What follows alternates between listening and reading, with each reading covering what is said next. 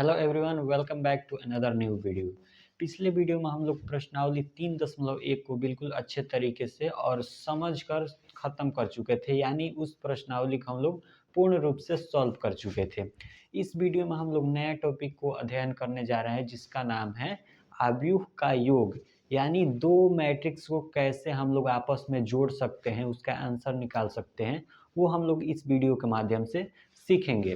तो आइए सबसे पहले हम लोग हेडिंग लगाते हैं क्या कि आव्यूह का योग, यानी आव्यूह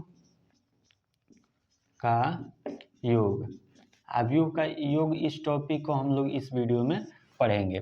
तो देखिए आव्यूह को कैसे जोड़ते हैं। जोड़ने के लिए हमें दो आव्यूह पता होना चाहिए। उदाहरण के लिए जैसे हम लोग 1 नंबर क्वेश्चन यदि हम उदाहरण के लिए सॉल्व करें, मैट्रिक्स ए इक्वल टू है हमारे पास 4 5 3 7, यानी इसमें कितना रो कितना कॉलम है, 2x2 का हमारे पास एक मैट्रिक्स है। दूसरा मैट्रिक्स हमारे पास बी इक्वल टू है, मान के चलिए यहाँ पर 3 7 8 4, ये हमारे पास दूसरा मैट्रिक्स है। इन दोनों मैट्रिक्स को आपस में जोड़ना है। ये भी कितना बाई कितना का है, 2x2 का मैट्रिक्स है, यानी ये भी 2x2 का मैट्रिक्स है, ये भी 2x2 का मैट्रिक्स है। इन दोनों मैट्रिक्स को आपस में ऐड करना है, यानी जोड़ना है। तो जोड़ेंगे कैसे? जोड़ने से पहले आपको एक कंडीशन पता होना चाहिए। क्या पता होना चाहिए? कि यदि कोटि समान हो, किसी भी मैट्रिक्स में यदि कोटि समान हो तभी उस मैट्रिक्स को जोड़ना पॉसिबल होता है, अन्यथा आप किसी भी मैट्रिक्स को जोड़ नहीं सकते हैं। यदि कोटि अलग अलग हो तो किसी भी मैट्रिक्स को आप नहीं जोड़ सकते। यदि कोटि समान है तो उसे आप जोड़ सकते हैं। तो इस बात को यदि आप नोट में लिखना चाहें तो कहीं नोट में लिख सकते हैं। जैसे आप मान के चलिए कहीं भी नोट, यहाँ पर नोट में लिख सकते हैं कि जब आव्यूह की कोटि समान हो, कोटि समान हो तभी हम उसे क्या कर सकते हैं, तभी हम उसे जोड़ सकते हैं, जोड़ सकते हैं। अर्थात जब आव्यूह की क्या समान हो, कोटि समान हो, तभी हम उसको जोड़ सकते हैं। तो इस मैट्रिक्स का कोटि देख सकते हैं 2x2, इस मैट्रिक्स का कोटि भी है 2x2, यानी हम इन दोनों मैट्रिक्स को आपस में जोड़ सकते हैं। कैसे जोड़ेंगे? तो इसका आंसर हम लोग यहाँ पर देखते हैं। जैसे देखिए आंसर लिखेंगे और किस मैट्रिक्स को जोड़ना है, मैट्रिक्स ए और मैट्रिक्स बी को। तो यहाँ पर लिख देंगे उसके लिए ए प्लस बी, यानी matrix A plus matrix B equal to क्या हुआ। अब इसमें कोई आपको परेशान होने की आवश्यकता नहीं। अब देखिए इस जो 4 लिखा है, 4 का संगत एलिमेंट्स इसमें क्या है, 3 है। तो 4 को किसके साथ जोड़ेंगे, 3 के साथ जोड़ेंगे, यानी 4 3 कितना हुआ 7। तो यहाँ पर हम 7 लिख देंगे। 5 का संगत एलिमेंट 7 है, तो 7 5 12 हुआ, तो यहाँ पर 12 लिख देंगे। उसी प्रकार यहाँ पर 8 का संगत एलिमेंट 3 है, तो 8 3 11 लिख देंगे। उसी प्रकार यहाँ पर 7 का संगत एलिमेंट 4 है, तो 7 4 11 लिख देंगे। तो यहाँ पर ये हमारे पास आ गया डायरेक्ट आंसर। यही छोटा सा तरीका है जोड़ने का कि matrix A plus B equal to क्या होगा कि जो एलिमेंट्स हैं उसके संगत एलिमेंट से जोड़ देना है। इसका संगत एलिमेंट्स ये हैं, इसका संगत एलिमेंट्स ये हैं, इसका संगत एलिमेंट्स ये हैं, इसका संगत एलिमेंट्स ये हैं। इन सबको अपने अपने संगत एलिमेंट्स के हिसाब से यदि हम जोड़ देते हैं, वहीं हमारे पास क्या प्राप्त हो जाता है, आव्यूह का योग। चलिए एक छोटा सा मैट्रिक्स था 2x2 का, आइए हम लोग एक 3x3 का मैट्रिक्स लेते हैं। तो 3x3 का मैट्रिक्स लेते हैं। तो देखिए जैसे दूसरा नंबर उदाहरण हम लेते हैं 3x3 का मैट्रिक्स। तो 3 4 5 6 2 4 0 8 2। चलिए 3x3 का हमारे पास ये मैट्रिक्स हो गया। दूसरा मैट्रिक्स है हमारे पास, मान के चलिए मैट्रिक्स ए इक्वल टू है ये, मैट्रिक्स बी हमारे पास क्या है 7 0 4 8 4 2 3 6 0, ये हमारे पास मैट्रिक्स बी है। अब देखिए ये 3x3 का ये भी है, 3x3 का ये भी है, यानी दोनों मैट्रिक्स का कोटि समान है, तभी हम इसको जोड़ेंगे। अब देखिए क्या करेंगे, इसका संगत एलिमेंट 7 हैं, तो क्या हो जाएगा आंसर में यहाँ पर लिखेंगे, आंसर आपको हम पहले ही बता चुके हैं। किस प्रकार होगा कि मैं ए प्लस बी लिख देंगे, जोड़ना है तो ए प्लस बी, यानी मैट्रिक्स ए और मैट्रिक्स बी को हम लोग जोड़ रहे हैं।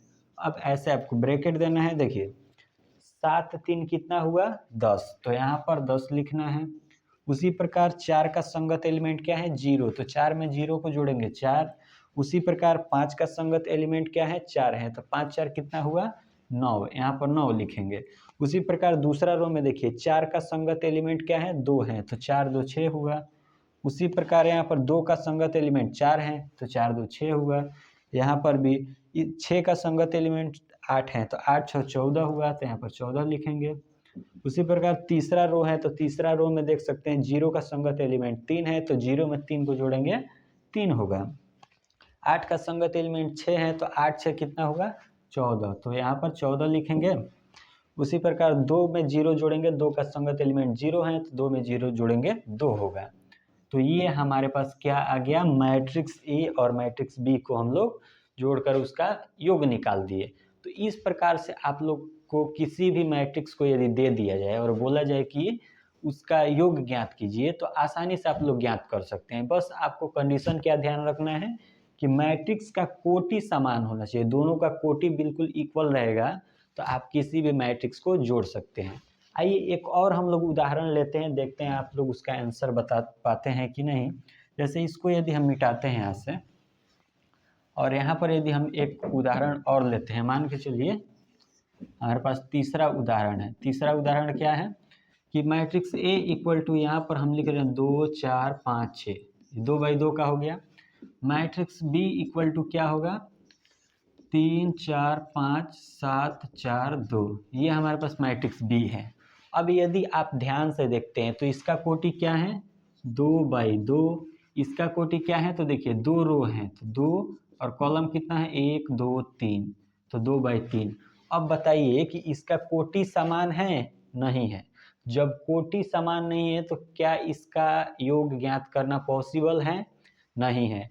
क्यों नहीं है, क्योंकि हम पहले ही बता चुके हैं कि यदि कोटि समान रहता है तभी हम उसको जोड़ पाते हैं। तो यहाँ पर क्या लिख देंगे not possible,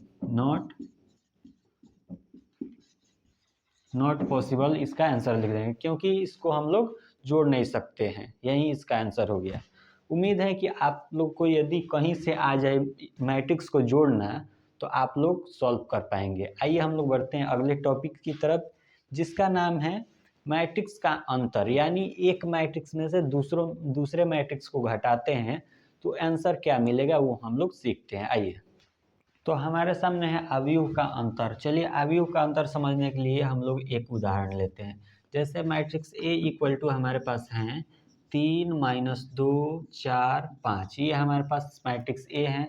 matrix B equal to है हमारे पास, मैट्रिक्स बी इक्वल टू 2 - 3, यहाँ पर हो जाएगा हमारे पास 3 और यहाँ पर 4। मान के चलिए मैट्रिक्स बी हमारे पास ये है। इसको हम लोग कैसे अंतर दोनों का निकाल सकते हैं, यानी दोनों को कैसे घटा सकते हैं। तो अंतर निकालने के लिए क्या करेंगे, मैट्रिक्स ए में से मैट्रिक्स बी को घटाएंगे, तो लिखेंगे matrix A equal to matrix A minus matrix B equal to क्या हो जाएगा। अब सेम उसी प्रकार जैसे जिसके संगत एलिमेंट्स में जोड़ते थे मैट्रिक्स को का योग ज्ञात करने के लिए, उसी प्रकार मैट्रिक्स का अंतर ज्ञात करने के लिए उसी एलिमेंट्स के उसके संगत एलिमेंट्स से घटा देंगे। तो देखिए 3 में से 2 गया, कितना बचा 1 बचा। अब देखिए यहाँ पर -2, तो -2 है, और यहाँ पर इसमें से क्या माइनस करना है -3, तो -3 है। ये तो हमारा अंतर वाला माइनस है, लेकिन ये -3 है। तो ये माइनस माइनस क्या होगा प्लस, तो -2 + 3 कितना हो जाएगा 1 हो जाएगा। तो यहाँ पर भी 1 हम लोग लिखेंगे। उम्मीद है कि आप लोग समझ पाए होंगे।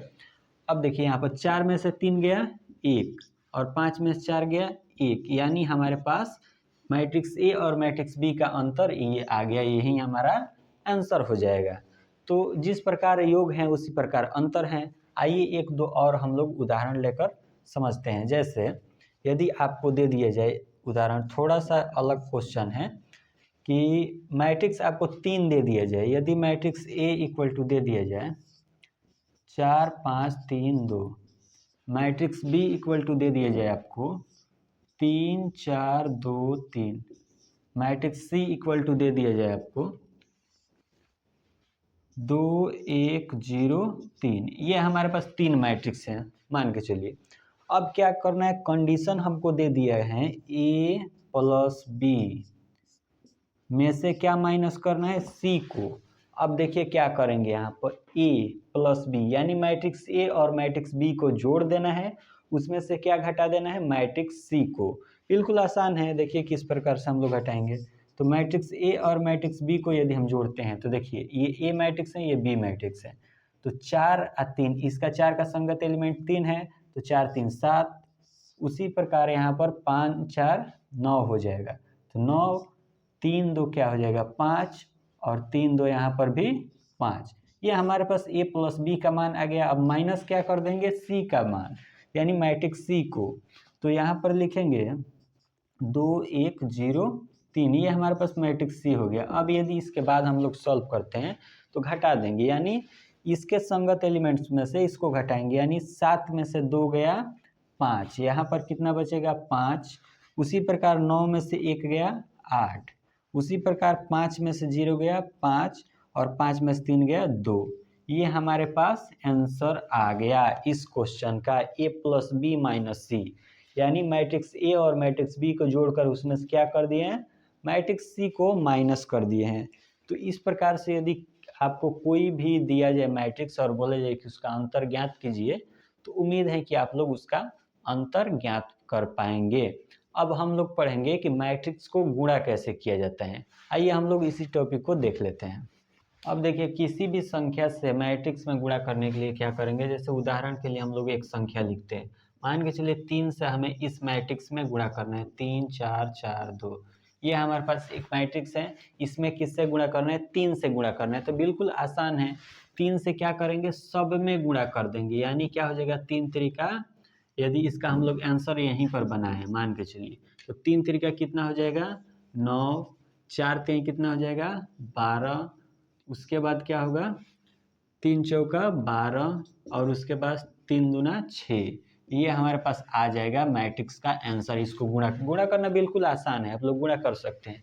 यदि एक और आपको उदाहरण दिया जाए, मान के चलिए आपको 2 से गुणा करना है, ये मैट्रिक्स है -3 0 4 5 4 2। ये हमारे पास एक मैट्रिक्स है, इसमें 2 से गुणा करना है। कैसे गुणा करेंगे, देखिए 2 से क्या करेंगे, सब में गुणा कर देंगे, यानी इसके पहले प्लस है, इसके पहले माइनस है, तो गुणा करेंगे तो माइनस, 3 दूना 6 होगा, 2 से 0 में गुणा करेंगे 0, 4 से 2 में गुणा करेंगे 8। उसी प्रकार यहाँ पर 5 दूना 10, यहाँ पर क्या हो जाएगा 4 दूना 8, और यहाँ पर क्या हो जाएगा 2 दूना 4। ये हमारे पास मैट्रिक्स आ गया। तो इस प्रकार से आप लोग को यदि दे दिया जाए किसी भी संख्या से मैट्रिक्स में गुणा करना, तो उम्मीद है कि आप लोग गुणा कर पाएंगे। अब इसके बाद देखिए कितना अच्छा क्वेश्चन आपसे बनेगा, यदि आपको दे दिया जाए 2 मैट्रिक्स, यदि आपको दे दिया जाए, जैसे उदाहरण के लिए हम लोग लेते हैं, मान के चलिए question number 1।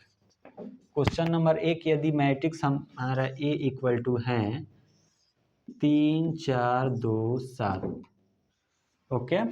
Matrix B equal to है, मान के चलिए मैट्रिक्स बी यदि दिया है इसमें, यदि ए इक्वल टू इतना, मैट्रिक्स बी इक्वल टू हमारे पास मान के चलिए हैं -4 2 3 7, मैट्रिक्स बी है हमारे पास है। तो क्या हमें ज्ञात करना है, 2a माइनस बी।